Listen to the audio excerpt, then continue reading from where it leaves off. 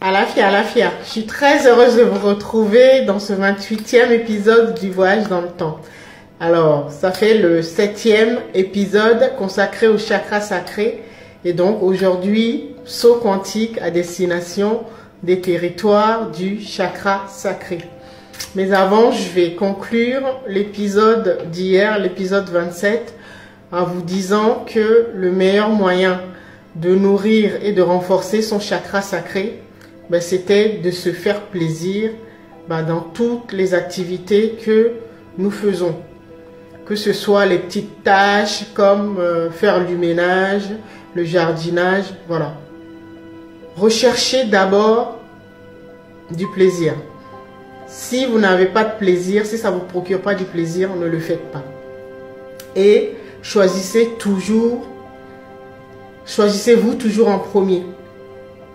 Faites-vous d'abord plaisir. D'accord? Recherchez d'abord votre plaisir avant de vous engager dans une pratique ou une activité. Ce n'est pas ce qu'on pourra appeler de l'égoïsme, mais au contraire, ça s'appelle de l'estime de soi, encore mieux, de l'amour pour soi. D'accord? Ça, c'est la première chose. En d'autres termes, n'attendez pas que les autres vous donnent du plaisir. C'est-à-dire, n'attendez pas que vos parents, vos amis, votre partenaire, votre gouvernement, tout ce que vous voulez, vous donne du plaisir. Faites-vous plaisir et choisissez-vous toujours en premier. D'accord? Voilà. Alors, pour les territoires du chakra sacré, rappelez-vous, dans les précédents épisodes, on avait vu que le chakra sacré correspondait chez la femme à ce qu'on appelle l'utérus et donc à l'arc de triomphe ou à la pyramide à degrés, et chez l'homme à la prostate et donc à l'obélisque. Rappelez-vous de ça. On avait également vu que le chakra sacré correspondait à ce qu'on appelle le pays des ancêtres, c'est-à-dire ce qu'on appelle le Noun, l'océan primordial, l'univers des potentialités, c'est-à-dire le pays des âmes en fait, le puits des âmes. D'accord? C'est de là où nous venons. Et donc, toutes les possibilités ou toutes les capacités ou les potentialités se trouvent à ce niveau-là, donc au niveau du chakra sacré. Et troisième information, c'est que, rappelez-vous, la source que j'appelle l'algorithme cosmique, qui est amour, communique avec nous au travers du langage symbolique, c'est à travers les symboles. D'accord? Donc, quand on combine ces trois informations, ça donne quoi? Ça donne que les territoires où se trouve le chakra sacré, les lieux où il faut se rendre si on veut rééquilibrer ou faire la mise à jour de son chakra sacré et renouer avec sa matrice divine, c'est-à-dire sa prostate divin pour les hommes et son utérus divin pour la prostate divine plutôt et l'utérus divin pour les femmes. Il faut identifier ces territoires en fonction des trois informations que je viens de vous donner. Donc ça donne deux pays qui sont limitrophes, mais qui forment en fait un seul territoire. Et ils partagent une tradition vraiment bien affirmée, bien ancrée. D'accord? Et au niveau des symboles, on va aller rechercher ça au niveau de la forme des cartes géographiques des pays.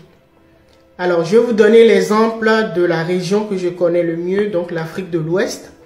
Et vous allez comprendre, vous allez pouvoir identifier pour vous également là où vous vous trouvez actuellement sur la planète. Alors, en Afrique de l'Ouest, ces deux pays correspondent au Togo et au Bénin. Si vous regardez la forme géométrique du Togo, vous allez reconnaître l'obélisque. Et le Bénin, vous allez reconnaître la pyramide à degrés ou l'Arc de Triomphe. D'accord? Et ce sont des pays qui sont très ancrés dans leur tradition ancestrale. D'accord? Alors, donc ça veut dire que si vous êtes un homme, l'autorité se trouve au Togo. Si vous êtes à l'ouest, en Afrique de l'Ouest, l'autorité se trouve au Togo, qui représente l'obélisque, le pays de l'autorité. Et le Bénin, ce sera le pays du pouvoir, c'est-à-dire le pouvoir, notre féminin sacré. D'accord? Alors, c'est les lieux où il faut se rendre pour faire l'actualisation, la mise à jour de votre matrice divine, si on peut appeler ça comme ça. D'accord? Alors, vous allez me dire, bah oui, mais les signes que tu nous avais donnés pour identifier les déséquilibres au niveau de notre masculin sacré, de notre féminin sacré, c'est-à-dire la prostate, l'insuffisance rénale et tout ça, pour les hommes, et puis mari de nuit pour les femmes, avec des maladies, des déséquilibres au niveau du sang. Il y a des personnes qui souffrent de ces déséquilibres qu'on appelle maladie entre guillemets dans ces deux pays. Et vous aurez raison. Mais il y a peut-être quelque chose qui vous échappe. C'est que pour pouvoir connecter ou pénétrer une énergie, un territoire, une vibration, peu importe, ou le trésor ou la richesse d'un lieu ou d'un être, il faut rayonner l'amour, c'est-à-dire l'amour divin, c'est-à-dire ce qu'on appelle l'amour inconditionnel, l'amour véritable, l'amour désintéressé. D'accord? Je vous avais expliqué ça. Tant que subsistera en vous la dualité, ça j'aime pas, ça j'aime bien, voilà. Ça c'est ce qu'on appelle la dualité. Tant qu'il en restera en vous, vous ne pourrez pas avoir le mot de passe qui vous ouvre les trésors des lieux, des êtres que vous allez rencontrer et tout ça. D'accord? C'est tout simplement ça. Alors, c'est pas parce que je dis que pour harmoniser ou équilibrer son chakra, sa prostate par exemple, son masculin sacré, qu'il faut se rendre au Togo, que vous allez y aller. Vous pourrez rester 10 ans au Togo par exemple, et il se passera rien si vous n'avez pas l'amour en fait. C'est-à-dire, vous n'êtes pas dans le désintérêt. Si vous y allez parce que vous avez un intérêt, tout simplement, l'énergie ou la richesse qui se trouve au Togo ou au Bénin, par exemple, pour ce qui nous intéresse, le chakra sacré, ça s'ouvrira pas. Et vous avez compris pourquoi.